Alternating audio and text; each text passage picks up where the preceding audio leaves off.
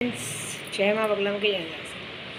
देखिए कल की पूजा बहुत अच्छी हुई। काड़ू देवी की, धावजी पाटिल की बहुत अच्छे से पूजा हुई। आप यकीन नहीं मानेंगे, कल मैं अभिषेक के पहले पहुंची थी, सारा तैयारी हुआ था। एक्चुअली अभिषेक में किसी को अंदर नहीं लिया जाता है, लेकिन मुझे एकदम माँ के सामने बिठाया गया था। पंडित जी अभिषेक कर रहे थे, बोले आप बोलिए। माँ के सामने बिठाया था। माँ के सामने बैठ के मैंने वहाँ झूला चढ़ाया, योम के लिए पूजा की, पूरे ग्रुप वालों के लिए पूजा की, पूरे यूट्यूब के लिए पूजा की। फिर से बोल रहे हैं ये कोरोना की चौथी लहर, पांचवी लहर कुछ काम धंधा नहीं। देखिए मैं आप सबको पहले एक बात बताती हूँ, जैसे बीच में प्लेग आया था, एड्स आया था, बाद में ये बीमारी नॉर्मल आम बीमारी हो गई। तो पहले चूहा खाने से प्लेग होके मर रहे थे, अब ये कोरोना भी एक आम बीमारी हो गई। अब ये बीमारी ज़िंदगी भर रहेगी, लेकिन इसकी वजह से शहर नहीं बंद होगा, कुछ बंद नहीं होगा। जैसे आम बीमारी, किसी को बुखार हुआ तो कारण ये दिया जाएगा कि आप कोई बीमारी, कोई मलेरिया से मरता है, कोई टाइफाइड से मरता है, कोई कोरोना से मरेगा।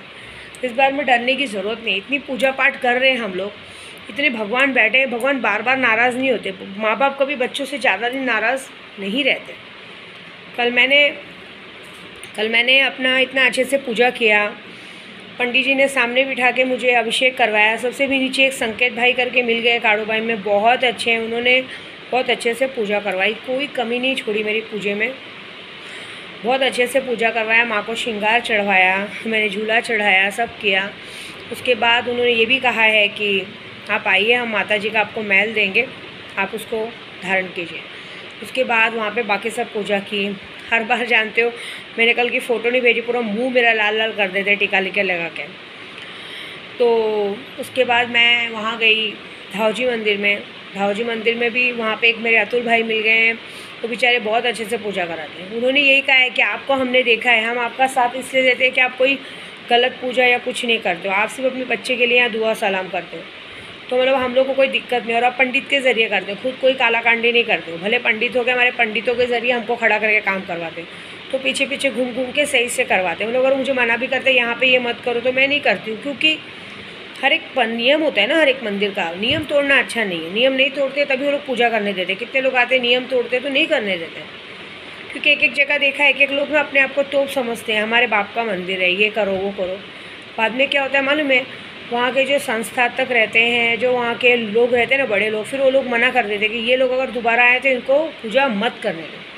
इसके लिए मैं तो भाई देखिए जहाँ भी जाती हूँ रीति रिवाज के हिसाब से जो पूजा है वो करती हूँ, क्योंकि वो बोलते हैं जो आप पूजा करते हो ना उसी में बहुत बड़ा काम हो जाता है। क्योंकि धावजी दादा को तो सिर्फ अभिषेक पसंद है, उनका अभिषेक करवाया तो ही बहुत बड़ी बात है। तो मेरे साथ आए हैं, मैंने तो उन्हें कहा है धावजी दादा काम तुम्हारा नाम मेरा होना चाहिए, मैं तुम्हारे नाम पे तुम्हारे पास जिसके भी नाम से सिगरेट जला दूँ और आपको धार दे दूँ ना, उसका काम कर देना। एक मेरे सत्य पे रखना, ये काम बहुत अच्छा हुआ। दूसरी बात, अभी मैं जा रही हूँ, मैं वहाँ से जब यहाँ से निकली थी तो हम लोग जा रहे थे माहूरगढ़, जहाँ रेणुका यल्लम्मा का मंदिर यहाँ से बहुत दूर है। मुझे लगा था 250-300 होगा, लेकिन 600 किलोमीटर है। तो हम लोग कल रात भर सोए नहीं थे, तो थक गए थे, तो हम शाम को 6 बज गया था, तो हमने यहीं पे बीच में स्टे कर लिया। माहूरगढ़ जाने के रास्ते में, पूना के रास्ते में स्टे किया, मतलब अंदर से है। तो जयजुरी मैंने एक्चुअली घर से निकली थी तो प्रदू से बात कर रही थी कि मैंने पूना तक, बॉम्बे से पूना तक, सातारा तक मैं सारे मंदिर कर दिए। एक जयजुरी बाकी है और एक गणपति मंदिर बाकी है। तो गणपति मंदिर में मैंने दगड़ू हलवाई बोला था, लेकिन पता नहीं क्या हुआ, सब लोगों ने बोला बहुत सारी सीढ़ियाँ हैं, ये है वो है, तो मैंने एक बार मन चेंज कर देते। लेकिन कहते हैं ना, भगवान को आवाज़ दो तो भगवान पहले सुनते हैं। अब मैं जिस रास्ते से गुजर रही थी यहाँ जहाँ मैं रुकी हूँ होटल में, क्योंकि बहुत थक गई थी ना, रात भर सोई नहीं थी, और हर एक जगह पे पंडित लोग जब सब पूजा कराते हैं तो बहुत थकावट हो जाती है ऐसे हालत में। काड़ू भाई का 60-70 सीढ़ी चढ़ना पड़ता है, इधर चलो उधर चलो। कोई नौकर तो है नहीं कि आप एक जगह बैठे रहो पूजा करें, हमें खुद से करना पड़ता है। तो जहाँ मैं रुकी वहाँ से पता आपको जयजुरी कितना दूर है? सिर्फ 18 किलोमीटर दूर है। अब ये मेरा नसीब है या मेरे केशव के पापा का मेरा कुछ पिछले जन्म का कोई नाता है। कहते हैं ना, मैं तो पहले ही बोली हम दोनों नाग नागिन का जोड़े हैं। ये शायद किसी को नहीं पता कि हम पिछले जन्म के ही नाग नागिन के जोड़े हैं भोलेनाथ के। क्योंकि जो मेरा बच्चा भी केशव भी आया ना पेट में, वो तब आया जब मैंने और प्रदू ने साथ में मिलके काशी विश्वनाथ के शिवलिंग को हाथ लगाया था। हम दोनों ने हाथ लगाया काशी विश्वनाथ शिवलिंग को, साथ में पूजा की है। हाँ, अचानक से ऐसा हुआ था कि मैं और प्रदू गाँव गए थे और काशी विश्वनाथ गए थे, लड्डू होने के पहले की बात है, और हमने काशी विश्वनाथ को ऐसे हाथ लगाया और मतलब शिव जी को। उस दिन मेरे पंडित हैं उधर, उन्होंने बोला आज शिवलिंग को छू सकते हैं। उन्होंने मुझे शिवलिंग छू के मुझे दर्शन करवाया था। उस समय मेरे प्रभु में मेरे साथ थे। एक था नल्ला भी था साथ में उसको भी अक्ल नहीं कि उसने इतना बड़ा काशी विश्वनाथ को हाथ लगाया ना मोमेडन होके, इसलिए उसको बच गया। तो अभी मैं जयजूरी जा रही हूँ, 18 किलोमीटर दूर है। तो यहाँ के लोगों ने बताया कि ज़्यादा ऊपर नहीं है मैम, एकदम एक तो 9 लाख सीढ़ी वाला है, वो बहुत ऊपर है, उतना ऊपर को नहीं जाता, लेकिन नीचे एक मेन दर्शन है, वो मुश्किल ऊपर से जाते हैं और मुश्किल से 100 सीढ़ियाँ होंगी कुछ, वो आप चढ़ लेंगी तो आपको दर्शन मिल जाएगा। एक एकदम ऊपर है और एक मेन नीचे है, मेन नीचे दर्शन किया जाता है जहाँ पे हल्दी का वो करते हैं। और उसके बाद में मोरेश्वर, मोरगांव है ना, मोरेश्वर गणपति, अष्टविनायक गणपति, जो 8 गणपति उनमें से जो एक गणपति है मोरेश्वर गणपति, यही बाजू में ही है पहले उनका है, उनके बाद 18 किलोमीटर पे जयजूरी का है। तो मैंने जो मन्नत की थी तो दगड़ू हलवाई तो नहीं, लेकिन मोरेश्वर अष्ट गणपति मतलब अष्टविनायक के दर्शन तो हो रहे हैं। 8 गणपतियों में से एक गणपति का दर्शन यहाँ मिलेगा। मैं जयजूरी जा रही हूँ, मैंने झूले लिए हैं साथ में, 5 झूले लिए थे। अब देखो भगवान ने 5 झूले कहाँ बंधवा रहे हैं। तो 5, एक झूला जा रहा है जजोबा मतलब सॉरी जयजूरी खंडोबा। मेरे एक्चुअली कोई पता है, सही बताऊँ, ये मेरे प्रभु के कुल देवता थे। मुझे नहीं पता है कि भगवान मुझे क्यों इस तरह से करे, क्योंकि मैंने देखा है कि मैं प्रभु के गांव गई थी तो येड़मरा माई का दर्शन भी सबसे पहले मुझे मिला, जो कि उनकी बीवी पहले नंबर की कोई और है, लेकिन दर्शन मुझे मिला। किस बच्चे को दर्शन दे रहे हैं, मतलब केशव के पापा का जो असली नाम दिया जा रहा है वो तो यही है ही, ये तो है ही, पहली बात तो यही है, लेकिन इसको भगवान ने कबूल कर लिया है, मुझे उनकी बीवी के रूप में कबूल करके हर जगह दर्शन दे रहे हैं। अभी बताऊँ ना, 2 दिन पहले ही केशव के पापा ने कहा था कि मैं ना दिवाली में पूरे परिवार के साथ जयजूरी जाने वाला हूँ, तो तू दोनों गाड़ियाँ मुझे दे देना। मैंने बोला तुम्हारा है, लेके जाओ, मुझे क्या पूछ रहे हो। मैंने बोला लेकिन कोई 1.25 लाख सीढ़ी चढ़ जाएगा, तो बताओ देखेंगे। ठीक है, अब क्या भाई बता, मैंने कल ही बोला पर तू जयजूरी बाजू में मैं जा रही हूँ, क्या भरोसा तुम्हारे मुँह से दिवाली में निकला है, क्या भरोसा ये बच्चा हो जाए, क्योंकि अब तो जब तक होता नहीं तब तक तो आँस ही रख सकते हैं, लेकिन मुझे पूरा भरोसा है होगा, तो हो जाए तो क्या भरोसा। तुम पूरे परिवार की बात की हो, पूरे परिवार में तो मैं भी आ गई हूँ ना। हो सकता है तुम अपने दोनों बच्चों को, दोनों बीवियों को, पूरे परिवार को लेके जयजूरी पहुँचो, कोई जाए ना जाए, लेकिन मैं तो तुम्हारे साथ जाऊँगी और अपने बच्चे को लेके 9.25 लाख सीढ़ी चढ़ूँगी इस बच्चे को लेके, हमें लड्डू को भी लेके, क्योंकि अब तो लड्डू भी अच्छा हो गया है, हमारे घर के साथ हो गया है। क्योंकि एक्चुअली कैसा मालूम है, 2 दिन पहले जब वो मेरे घर पे आया ना, तो वो जिस तरह से परिवार के साथ खेल रहा था ना, तो मुझे बहुत गुस्सा आ रहा था लड्डू की मम्मी पे। देखो तुम्हारी एक अकेले रहने की चाह ने एक बच्चे को भी वो कर दिया। तुमको पता है बच्चा जब परिवार के साथ खेलता है, उसको पूछो तो सही, मेरा वीडियो देखती हो ना, उसको पूछो, पांजल दीदी, हनी दादा, ऋषि दादा, कितना अच्छे से नाम ले रहा है, सबको बोलता है ये बगा टैंकर आए। हम लोग को सिर्फ गाना याद हो गया हम लोग को, ये बगा टैंकर आए। मेरे साथ तो गोदी में बैठा था ना, कपड़े लेने जा रहा था, तो जितनी गाड़ियाँ देखता है बोलता है ता आई ये बगा टैंकर आए। फिर हम लोग ने उसको सिखाया, बोलो प्रदू पप्पा, तो बोलता है पद्दू पप्पा कर रहा था। तो सोचो बच्चे को प्यार से तुमने दूर रखा है, तुमको आता क्या है। और एक और बात, चलो ये तो दर्शन मुझे मिलना है, अभी आज ये दर्शन करूँगी मैं, फिर माहूरगढ़ रेणुका यल्लम्मा माँ को निकलूँगी, फिर मैं शिकायत करूँगी प्रदू के दोस्तों से, पहले प्रदू से। प्रदू मैं आपसे एक बात बोलती हूँ, मैं बाहर निकली हूँ, मैं बीवी हूँ तुम्हारी, तुम्हारा काम है एक बार ड्राइवर को फ़ोन करो, कहाँ हो, गाड़ी ठीक से चलाओ। वो ओवरटेक गाड़ी चला रहा है, उसको मना कर रही हूँ मैं, फिर भी सिंगल रोड पे ज़बरदस्ती बाजू से ट्रक जा रही, बोल रही सिंगल रोड है, अरे 2 मिनट स्लो चलाओ। फास्ट चलाने के चक्कर में भगा रहा है। वो इसलिए भगा रहा है कि जल्दी मंजिल पहुँचे, मुझे आराम मिले। मुझे उस ड्राइवर पे भी गुस्सा आ रहा है कि वो समझ नहीं रहा है, प्रेग्नेंट औरत है, मुझे वो मेरा भी गुस्सा देखा नहीं है, फालतूगिरी कर रहा है, तो मुझे पसंद नहीं आ रहा है। अन्नू जी को भी पसंद नहीं आ रहा है, झटके लग रहे हैं। आराम से करो, रोड एक सिंगल रोड है, गाड़ी पलटी हो सकती है, क्योंकि उसको पता है गाड़ी मेरी है इस बार, उसको क्या है, लेकिन ये बात वो जानता नहीं है, गाड़ी में धावजी पाटिल का डंडा है। अगर वो ज़रा सा भी गलती करेगा तो यहाँ अगर वो मुझे नुकसान पहुँचाएगा तो वहाँ उसका परिवार है, जहाँ भी उसका परिवार है वहाँ उसके परिवार को नुकसान पहुँचेगा, मुझे कुछ नहीं होगा। वो जहाँ जितनी लापरवाही मेरे साथ बरतेगा उतनी लापरवाही का नतीजा उसके परिवार वहाँ भुगतेंगे, जहाँ भी उसके परिवार रहेंगे। ये बात तो नहीं समझता, लेकिन आपको एक बार फ़ोन करना चाहिए, उसको बोलना चाहिए भाई गाड़ी आराम से चला, घाई है क्या तुझे। क्योंकि मैंने उस ड्राइवर को भी कहा है कि तू मेरे साथ महीने की पगार जो लेता है अलग है, लेकिन तू जो मेरे साथ 2-3 दिन के लिए आया है उसका पैसा तुझे अलग से दूँगी मैं, टेंशन मत ले। तो वो घाई कर रहा है, वो घाई मुझे नहीं पसंद है और कुछ नहीं। और दूसरी बात, प्रदू को भी एक बात बताऊंगी। प्रदू, एक बात सीखो, कोई बनाने नहीं आता है, बिगाड़ने बहुत लोग आते हैं। क्या है ना, आपको यूट्यूब के ज़रिए ही बात बताई जाती है, आपने सुनते नहीं हो फ़ोन पे। आपको अगर आपके बारे में मुझे कोई भी आके चढ़ाता है ना, तो आपको पता है मैं उसको क्या करती हूँ, मैं उससे बात करना बंद कर देती हूँ। मुझे ना वो इंसान पसंद ही नहीं जो आपके बारे में मेरे सामने बुराई करे, कोई भी हो, शायद खुद का मेरा सगा बच्चा भी क्यों ना हो, अगर आपकी बुराई करे तो वो आदमी मेरा दुश्मन हो जाता है। तो आपको भी वैसे रहना चाहिए ना। अगर आपके सामने आपकी बीवी की कोई बुराई करता है या कोई ऐसा बोलता है कि अरे वो फालतू में लड्डू की मम्मी के पीछे पड़ी है, तो एक बात बताओ, कब मैंने लड्डू की मम्मी का नाम यूट्यूब पे लिया? जो बात लिया है उस बात का सफाई तो देती नहीं है। लेकिन जो अगर तुम्हें मेरी बुराई करते हैं, चाहे कोई भी हो, चाहे ड्राइवर हो, चाहे कोई घर का काम वाला हो, चाहे बाहर का हो, चाहे दोस्त हो, यार हो, तुमको उसको मुँह पे जवाब देना चाहिए, मादरचोद क्या बात कर रहे हैं, अक्ल है तो किसके लिए बात कर रहे हैं, ऐसे बोलना चाहिए आपको। और तुरंत बोलना चाहिए, कल से काम पे नहीं आना चाहिए, दोबारा निकाल देने का, इसको दोबारा दिखना नहीं चाहिए ऐसा। लेकिन अगर तुम ये सोचो कि औरतों जैसा उनका बात सुनो, सामने वाला क्या बोल रहा है उसकी बातों को दिमाग में रखो, इससे क्या होता है मालूम है, सामने वाला तुम्हारा फ़ायदा उठाता है। सामने वाला जानबूझ के वो झूठी बातें बोलेगा जो है भी नहीं। मुझे पता चलता है, मैं आईनी अमलेट में कल रात को देख रही हूँ, क्योंकि अब मैं ज़्यादा काम किसी को नहीं दे रही हूँ, ना स्नेहा को, ना हाजिदा को, कुछ नहीं। मैं अपना काम खुद कर रही हूँ, क्योंकि मेरा काम मुझसे ही साझे, मैं अपना काम खुद कर रही हूँ। मेरे को सब कुछ दिखता है, मैं ये तक देखती हूँ कि मेरे सामने मेरे साथ लोग जो चल रहे हैं, मेरे साथ जो बैठ रहे हैं, सामने वाले मेरे बारे में क्या सोच रहे हैं। मेरे मन में किसी के लिए पाप नहीं, लेकिन तो भी सामने वाला अगर हर चीज़ का मजाक उड़ा रहा है, सब कर रहा है, तो मुझे कोई फ़र्क नहीं पड़ता है। जिस भगवान की मैं पूजा करके आ रही हूँ वो साथ में, तुम यहाँ मेरा मजाक उड़ाओगे, वहाँ तुम्हारी ज़िंदगी का मजाक बन चुका रहेगा। ये बात पक्की है मेरे साथ, जो मेरा मजाक उड़ाते हैं। तो ये बात है, तो तुमको ये बात सोचनी चाहिए। कोई तुमको देने आएगा क्या? इस वक्त आधे से ज़्यादा, कल अन्नू जी भी बोल रही थी, विद्या जी, इस वक्त आधे से ज़्यादा दुनिया आप दोनों से जलती हैं।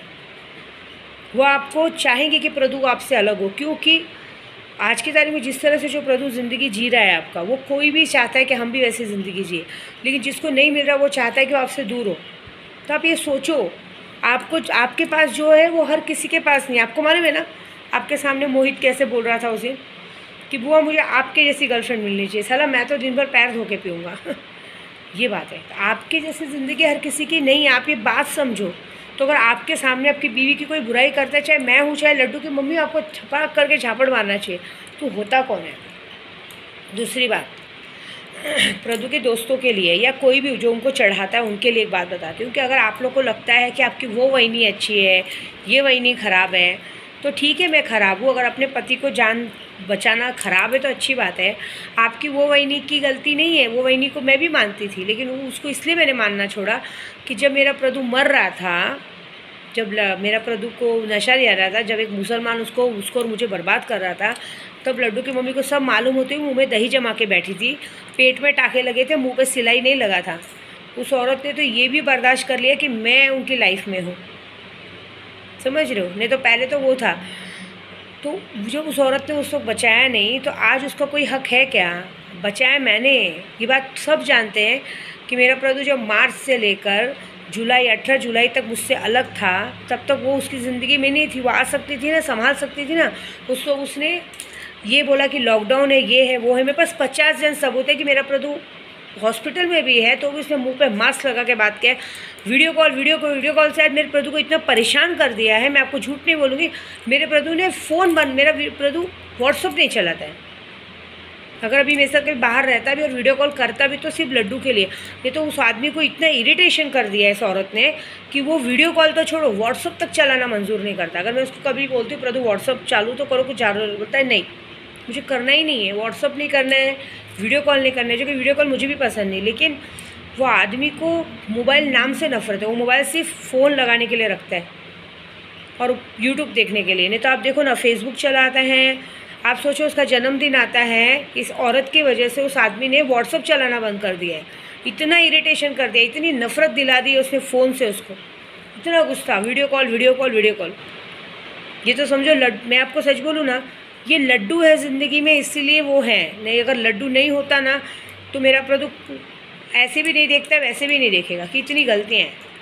ये बात है, मैं ऐसा नहीं बोल रही हूँ नफ़रत है, लेकिन मैं एक बात बता रही हूँ आपको। अगर वो वहीनी इतनी अच्छी लगती है तो मैं एक बात बताती हूँ, मुझे उससे कोई लेना देना नहीं। आप लोगों को क्या लगता है मेरा प्रदू उसके साथ उठता है, बैठता है, रहता है, तो मुझे नहीं लगता है कि मैंने कभी मना किया कि अपने प्रदू को उसके साथ सो मत, उठो मत, बैठो मत, क्योंकि मेरे प्रदू की आदत आप सब लोग नहीं जानते हो। मेरे प्रदू को खाना खाने से पहले दवाई चाहिए और खाना खाने के बाद। डॉक्टर बोलता है ना, एक सुबह एक शाम। ऐसे मेरे प्रदू को रात को सोने से पहले दवाई चाहिए। वो रात को सोने से पहले उसको बोझी भर के प्यार करना पसंद है, और सो के जैसे उठता है वैसे उसको अपनी औरत के साथ उठ के प्यार करना पसंद है। तो मैं कैसे मानूँ कि अगर वो वहाँ रहता है तो लड्डू की मम्मी को खुश नहीं रखता होगा। मेरे प्रदू में इतना दम है ना कि हम दोनों को आराम से खुश रख सकता है।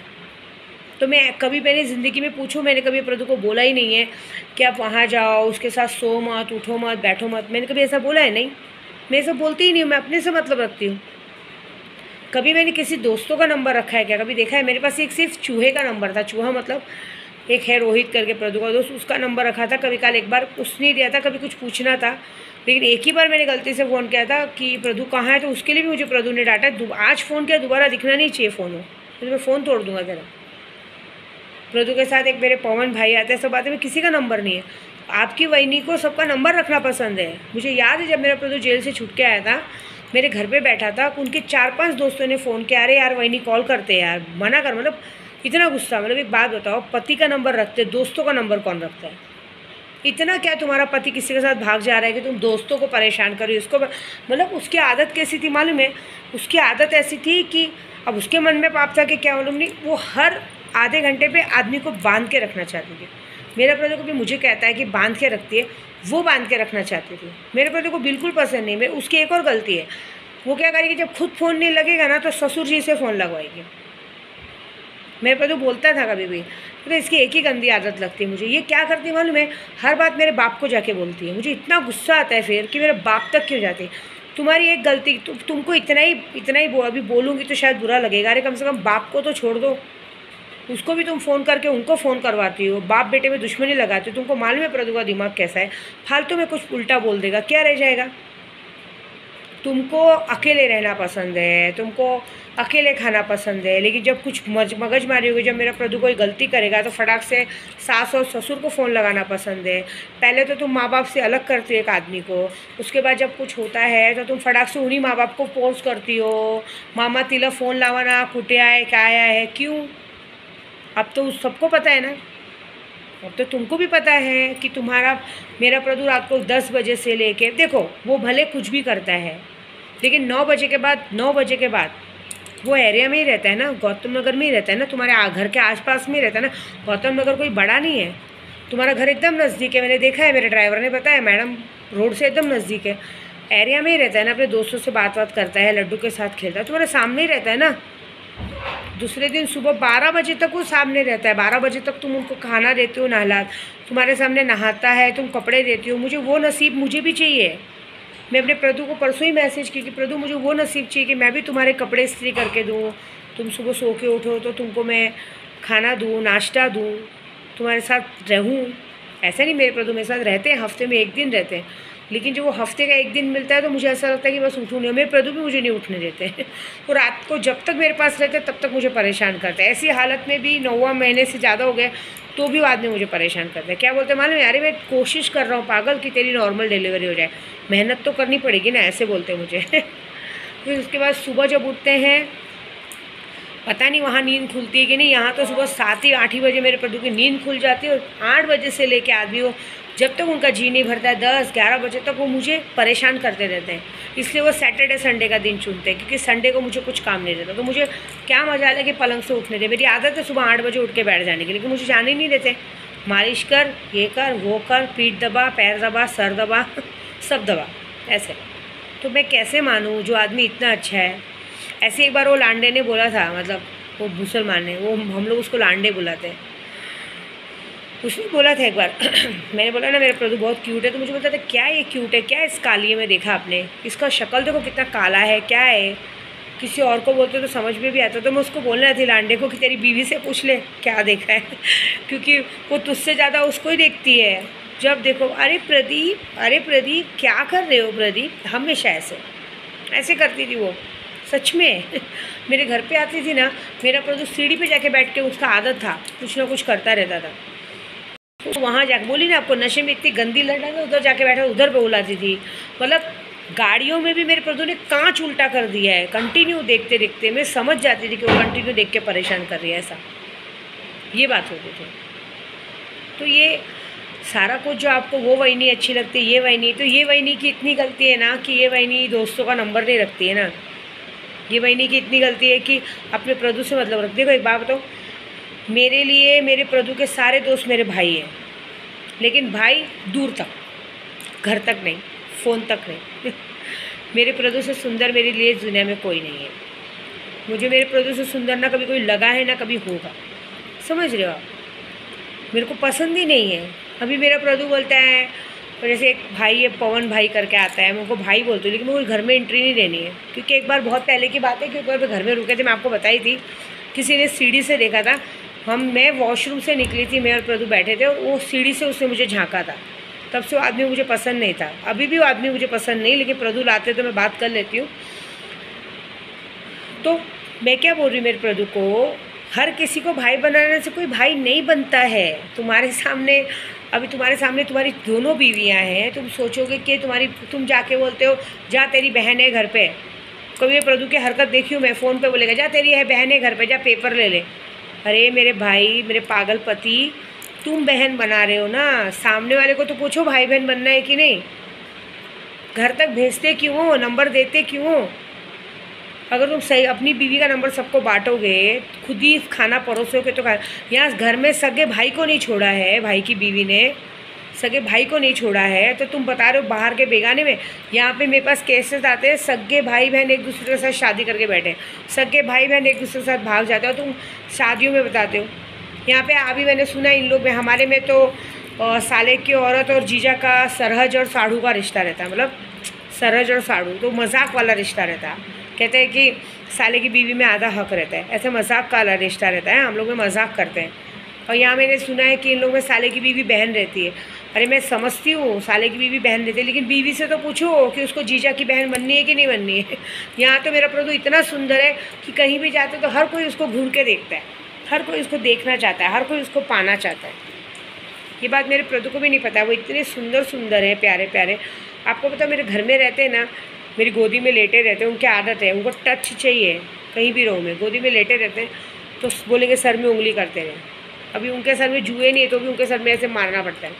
तो मैं उनको सोए रहते तो ही मैं उनकी इतनी सारी पप्पी लेती हूँ, बहुत सारा परेशान करती हूँ। हम दोनों एक दूसरे को बहुत परेशान करते हैं, तो मैं कैसे नहीं मानूँ। तो मेरा कहने का मतलब है कि मैं प्रदू से भी इसलिए नाराज़ हूँ कि तुम घर तक का रिलेशन रखते क्यों हो, क्या ज़रूरत है? दोस्त यार बाहर, यार घर तक क्या है? जा तेरी बहन है सामान ले ले। अरे क्या तेरी बहन है, तुम्हारा हाथ कट गया है, तुम मर गए हो, सबको जा रहे हो घर पे भेज रहे हो, नहीं अच्छा है। पहले खुद गलती करने के बाद में बोलने का, नहीं करने का सब। एक तो माँ बाप से अलग रखा है। एक आप बात बताओ, दो बहुएँ हैं ना घर में, एक बार आपके घर की बहू ने मुझे कहा कि उनके पास बेटियां नहीं है इसलिए उनको पता नहीं कि बेटियां क्या होती हैं।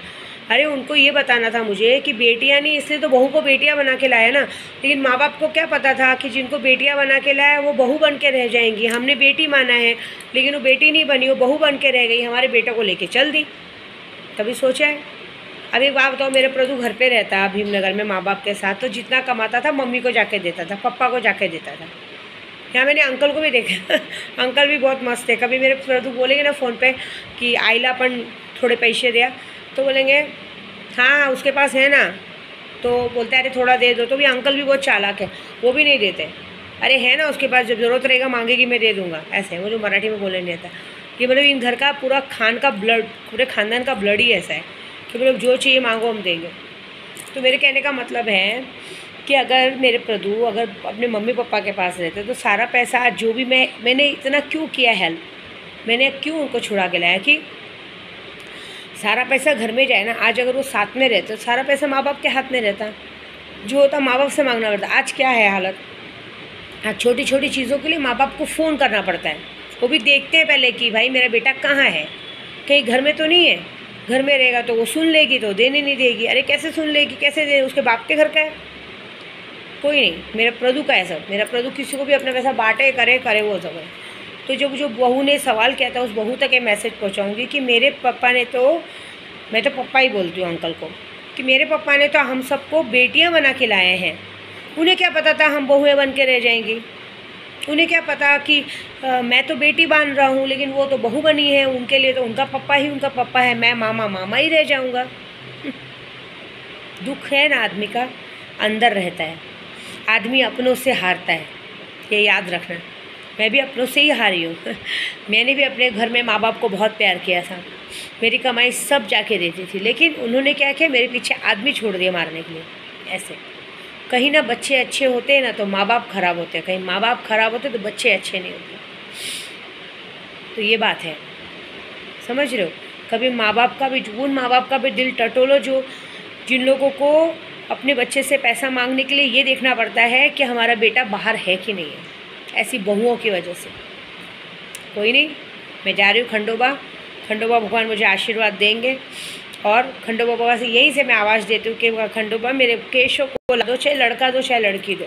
मैं तो बोलूँगी लड़की दो प्यारी सी, क्योंकि मेरे प्रभु को तो बेटी ही पसंद है। तो कसम से बोल रही हूँ, 9 लाख पायरी नंगे पैर बढ़ गई। मैं चप्पल नहीं पहनती हूँ पैरों में, मैं तब तक चप्पल नहीं पहनूंगी जब मेरा बच्चा हो जाएगा। बच्चा होने के बाद मैं जब सारे मंदिरों का दर्शन नंगे पैरों का लूँ। मेरे पैर बहुत जलता है तो भी मैं नंगे पैर जाती हूँ। तो यही पायरी मानूंगी कि जिस दिन मेरा बच्चा हो जाएगा ना, मैं आऊँगी खंडोबा भगवान आपके, अभी आऊँगी दर्शन करने। उसके बाद मैं अपने केशव के पापा के साथ अपने दोनों बच्चों को लेके, मतलब लड्डू को, इसको, मेरे प्रेरणा प्रांजल हनी को भी लेके आऊँगी। हम लोग 9 लाख पायरी चढ़ेंगे। वो तो पता नहीं स्कूल आते कि नहीं आते, लेकिन इसको लेके मैं 9 लाख पायरी ज़रूर चढ़ूँगी अपने प्रभु के साथ। ये वचन है मेरा आपको, बस। बाकी और सब, मैंने आज रात को ही सपना देखा, मेरा योम भी चलने लगा है, तो बस मेरा काम हो गया है। आप सबका भी काम हुआ है। विद्या देवी आप सबका काम बहुत दिल से कर रही है और करती रहूँगी। जिसको जो भी शक्तियाँ हैं, शक्तियों के लिए पैसे लगते हैं, आप दीजिए, मैं करके दूँगी, और पक्का है कि आपका सारा काम बहुत अच्छा होगा। जय माता दी। यार बातें थोड़ी लंबी हो गई, लेकिन काम बहुत अच्छा होगा। जय माता दी।